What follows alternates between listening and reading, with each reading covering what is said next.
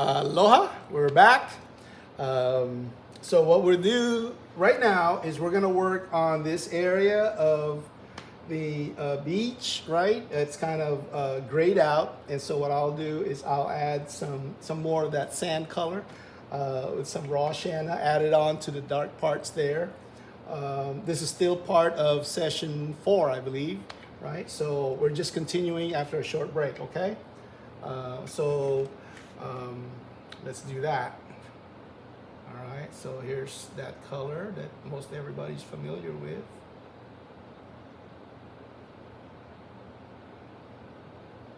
And one thing that's good is this dark gray color has kind of set a little bit, you know, kind of, it's not as wet, so the color that I'm putting on there is holding its shape, right? And as I'm going towards where it's glowing, obviously, it'll be not as bright because of the glare and the glow that's on there, right? So that's perfect. That's what we want.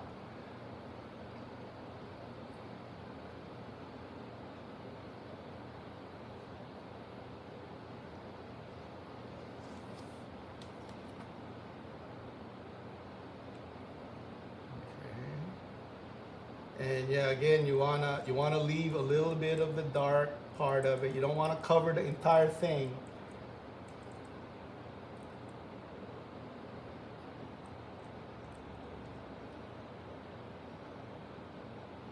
And short strokes is better than long strokes. And if you accidentally put some long strokes in there, try and break it up. Yeah, there you go. That looks right. And take it all the way to the edge here.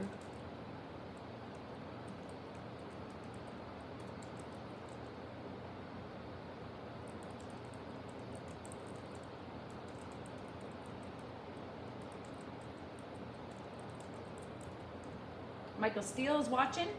Hey, brother Santa, welcome. Oh, and Patty, Mike, Coca, and Bella. Uh-oh. Bella, you look so young with my long hair. I love it.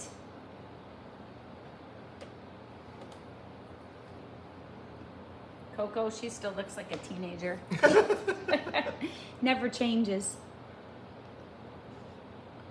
Yeah, she'll never tell you the secret ingredient.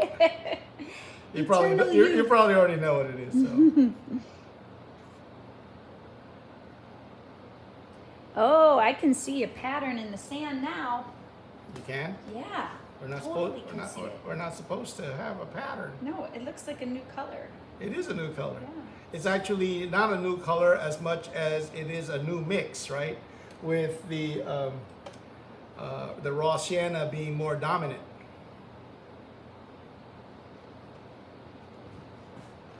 You know, just try and imagine when you're mixing, let's say, black and white, right? That's two simple colors. Whichever is more is going to dominate, right? So you can have that same gray colors, but depends on the amount that you use will yield you a different gray, right? Darker gray when obviously it's more black than white, and a lighter gray is the other way around. And so that works for pretty much everything. Right, so I'm using that fresher sand color on the bottom because I know that as I'm getting closer to the glow part, I don't want it fresh because that will diminish the glowing effect.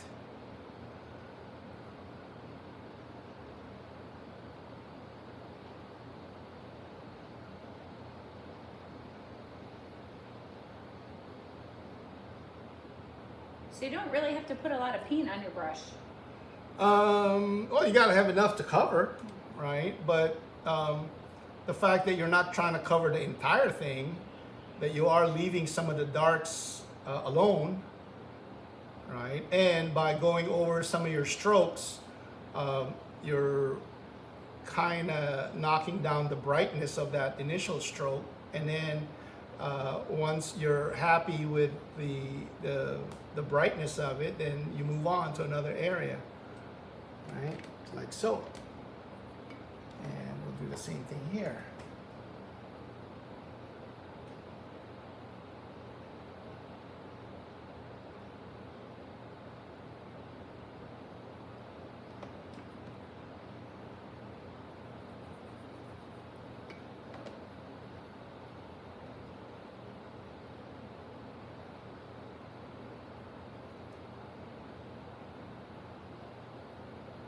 Is that a technique, or do you just call that like Well, call that painting, or is it like slapping on the paint? it's called knowing what the sand's supposed to look like.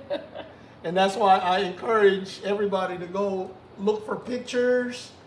It's out there as reference material. And then practice it, right? And then once you have enough practice, you will naturally get a feel for how it's supposed to look. And then you emulate that, and the more you emulate that, the better you'll be, and so on and so forth. Right? There's no way around the practice part. You gotta practice. Whether it's sports, art, music, whatever, you gotta practice. And you practice, as those that know, you don't practice till you get it right. You practice till you can't get it wrong.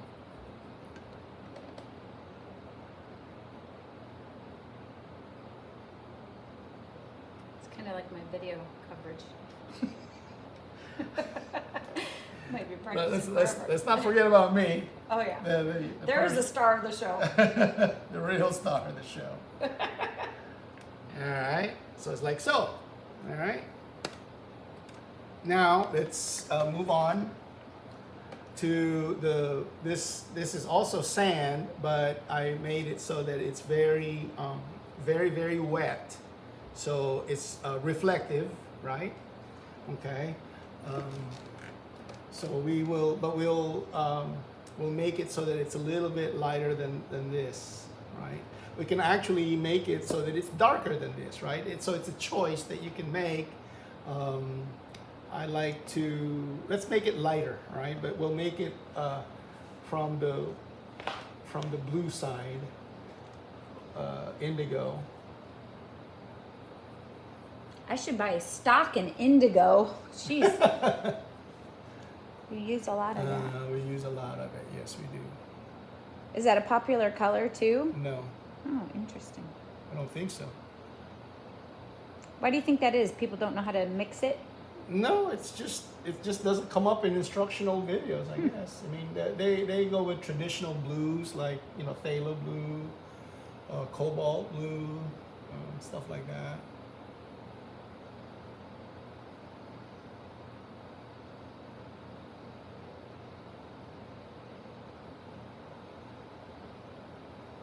Someone was thinking about being an artist or trying it for the first time. Uh-huh. Would you tell them to go get a lesson, or just get some stuff, like brush and canvas, and try it on their own?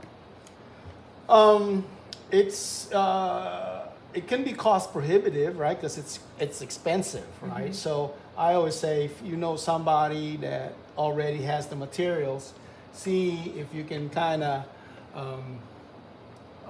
work with what they have. Maybe they can share what they have with you, and see how you like it, right? And if you like it, then you can go ahead and invest in your own materials, right? Michael Steele thinks it would be great to add, a turtle, monk seal, or a mermaid. And Steve Fuller agrees with the mermaid. What? I smell conspiracy. The boys banding together. I know, right? Although I'm sure Bella would go for a mermaid. Well, yeah, I guess so. But the thing is that once you put a mermaid in there, the mermaid is the star. So she takes away from the Well, wave. yeah, right. And it's hard to let your imagination run wild when there's something that's grabbing it all the time, right?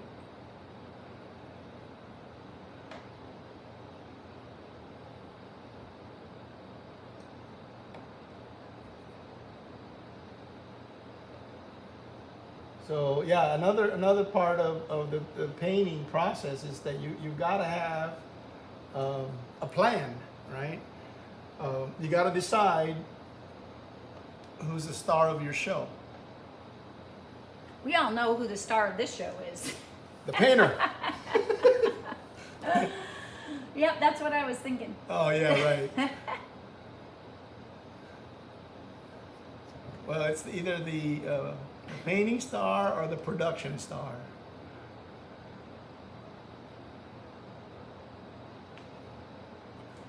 Okay, so first we are painting the reflection, which is basically just dark, right?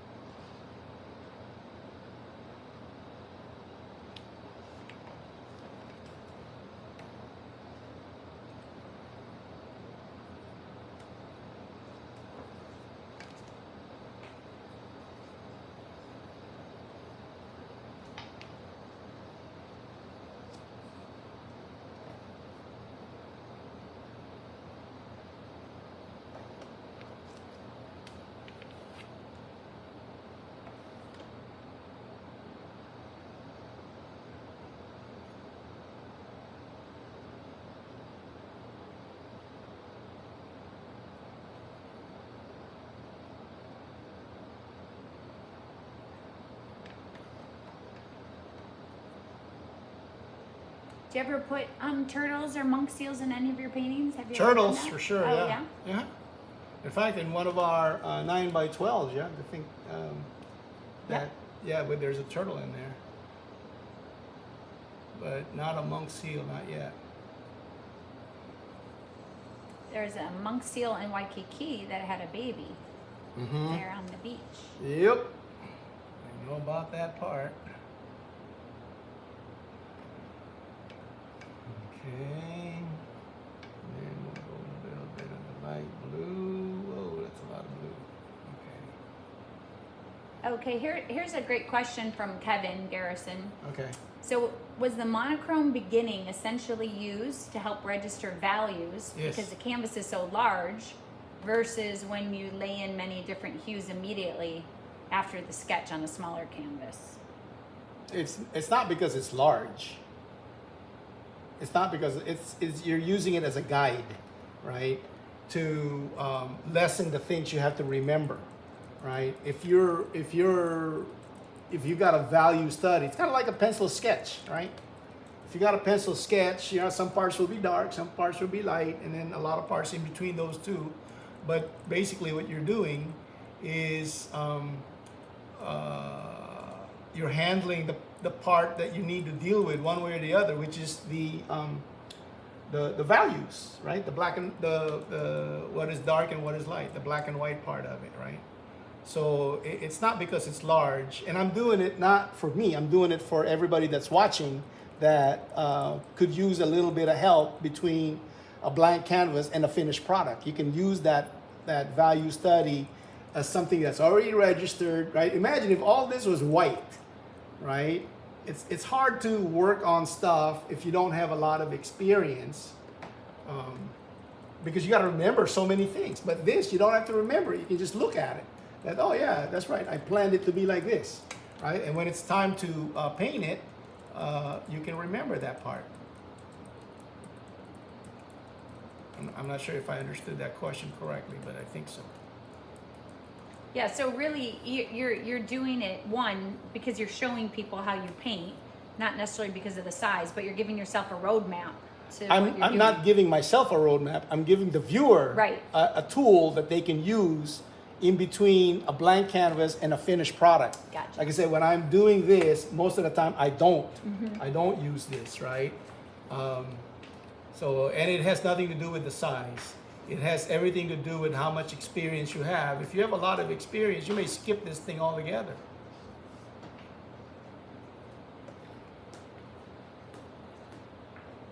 And which is fine, but for those that could use a little bit of help, yeah, this is very handy.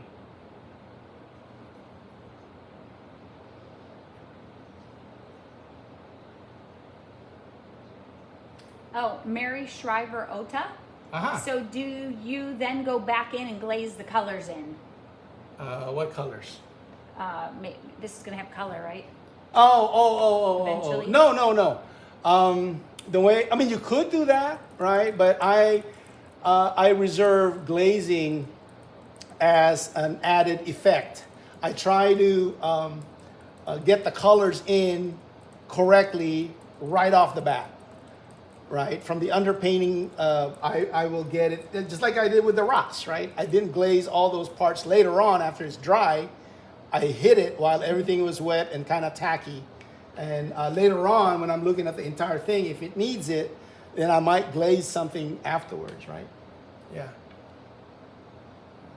What is glazing? It's kind of like the idea of scumbling, which is, but it's Wet wet. on wet?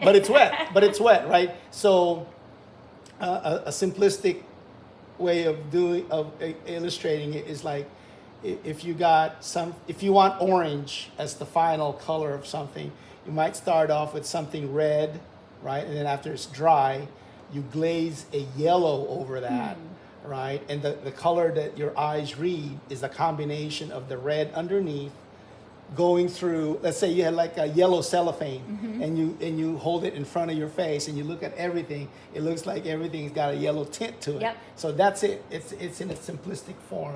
That's what you're doing.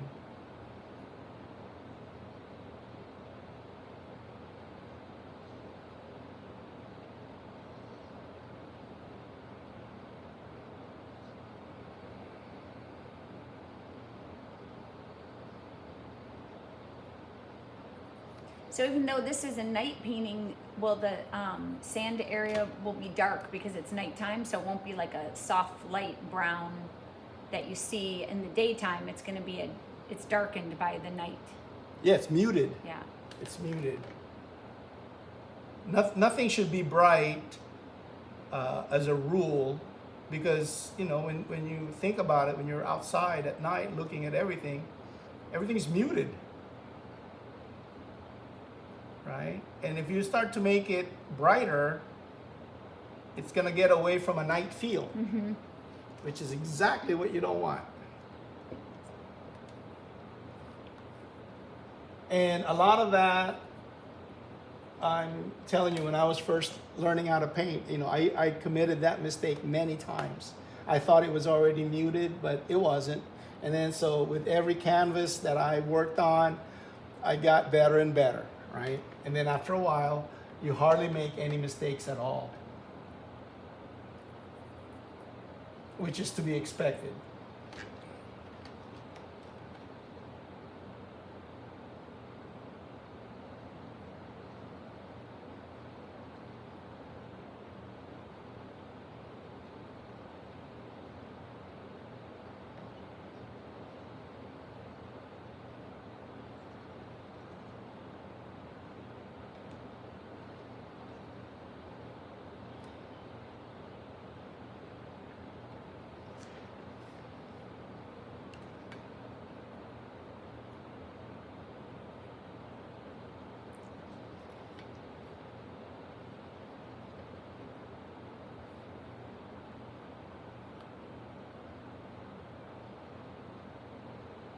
So little by little, I'm keeping in mind that the area I'm painting on is really wet sand, right? So as I'm headed towards this glow area, then it's gonna be lighter and brighter, yeah?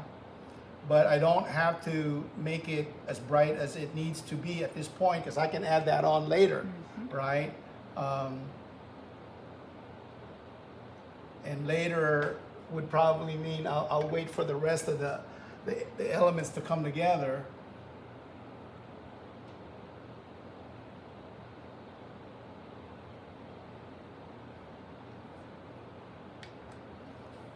Because it's easy enough to add that on later.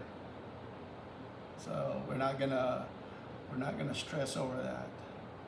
No overwhelming at this point. Our power word. Unless you get a big kick out of that part, then that's on you. That's not on the painting. I can feel a sigh of relief from the peanut gallery. Phew. No, we're not stressing? It's No, okay. we're not. It's all right.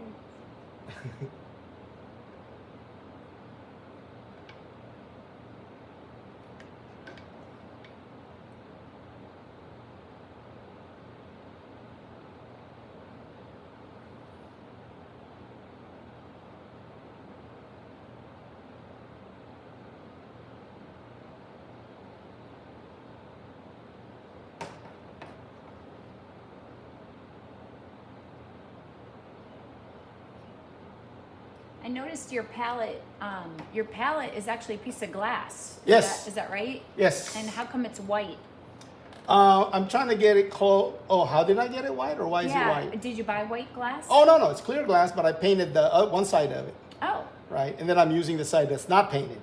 What kind of paint did you use to paint the white? Spray paint? Oh. Yeah. Just a It doesn't can of have to spray be spray paint. I mean, spray paint is even, right? So that's a good one to use. So this makes it easy to clean up. Yeah. Well, your alternatives are what? The paper, right? And then you have to transfer all your colors to the, if you don't use them all up, you have to transfer that. And the other way is the wood palette, right? Whatever you're used to. If it works for you, do that, right? And for me, it's easy cleanup. And I was trained on this, right? So I'm used to it. Yeah. And here we're softening that edge, so it's not so harsh. So that allows that glow to not be so contained.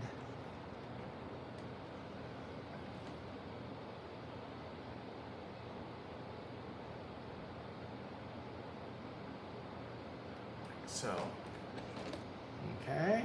Nice. Yeah, thanks. Nice work. Appreciate it. Okay.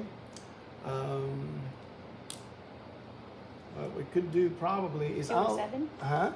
207. Is it? Okay. What time are we?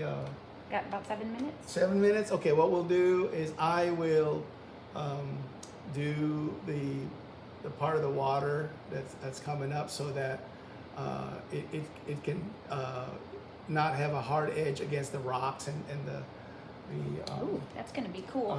it should be cool.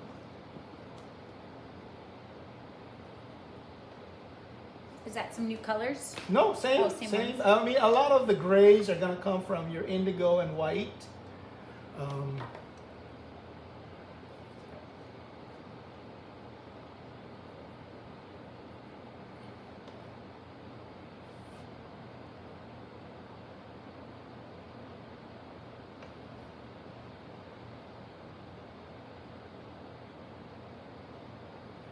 Just has to be a little bit light, and you can fix that later on if it's too dark for you.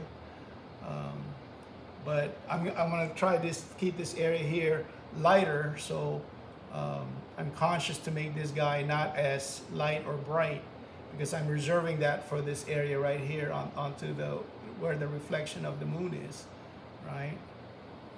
And I'm softening all the edges so that It doesn't attract attention. And I might put a little bit of that water here and there. Right. And then switching brushes a little bit just to finish off the top part here.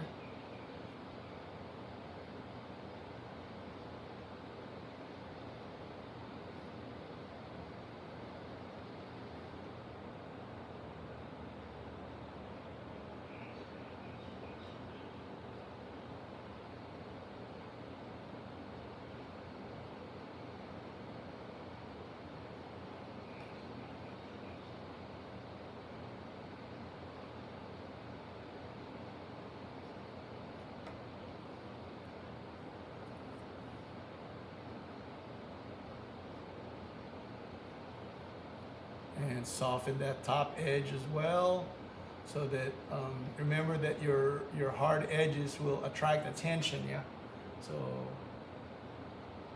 if you're mindful of that, if you don't want a lot of attention in that area, don't give it hard edges. Okay, now let's do this part.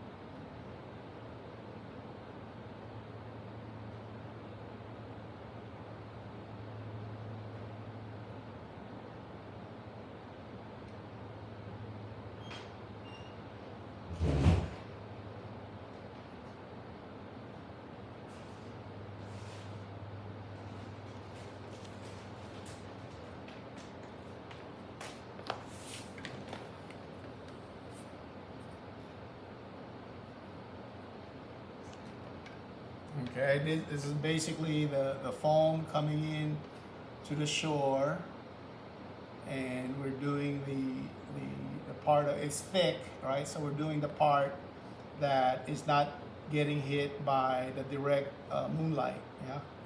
It's kind of like the same principle with the rocks, right? So same rule, right? The top part is gonna get hit, but this is like the side that is shielded away by its height from direct moonlight. And the dark part there is the shadow underneath it. But we will soften that as well.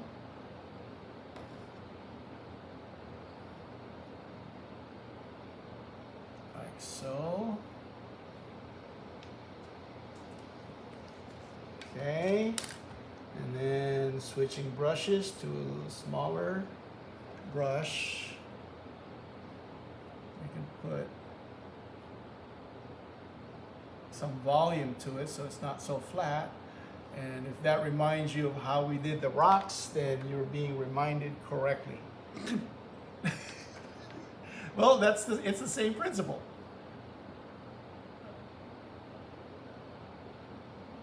That was our approach to the rocks. And basically it's some areas are gonna get hit by the moonlight and some are not. And I am softening the edge between the rocks and the surf coming in. Does the moon come straight down? Well, it's coming at you, yeah. And we can do this as well.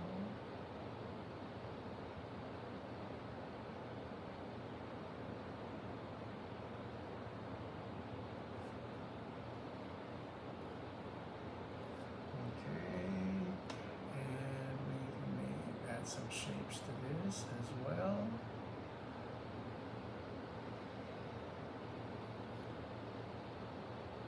And this is not going to be the final highlight. These are just medium tones, just so this area is not flat looking. Right? And we will be able to go over this stuff again later on after the rest of it is put together.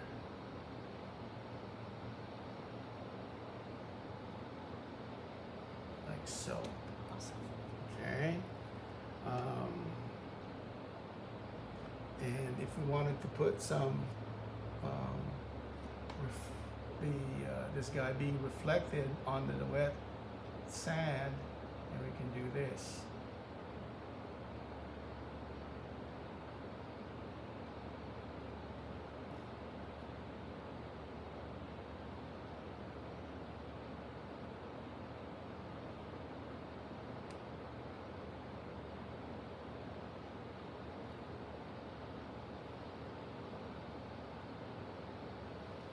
There you go. Cool.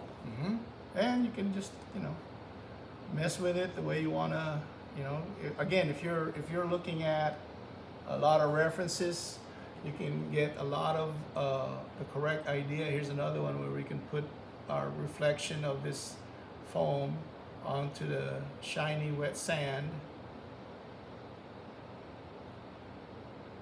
And you gotta stop right there. It's like so. Awesome. Okay, you want to end it right here? Yeah. Okay, gang. Thanks for tuning in. We appreciate that. And what we'll do next time is I'll probably do this landmass right here. Okay. Awesome. And then maybe even this guy right here. And if we're able to do that, and then I'll be adding some greens and so there's rocks and grass and shrubs and whatnot. So we'll add that on there, and then this area here will be isolated. All right, we may do this guy last.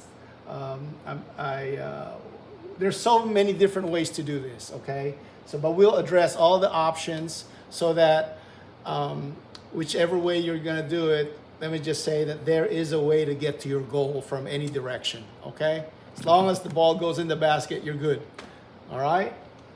You can do your fancy moves or straightforward moves, whatever. Just don't sweat it. I'll get you there. Okay? All right. Aloha. See you next time.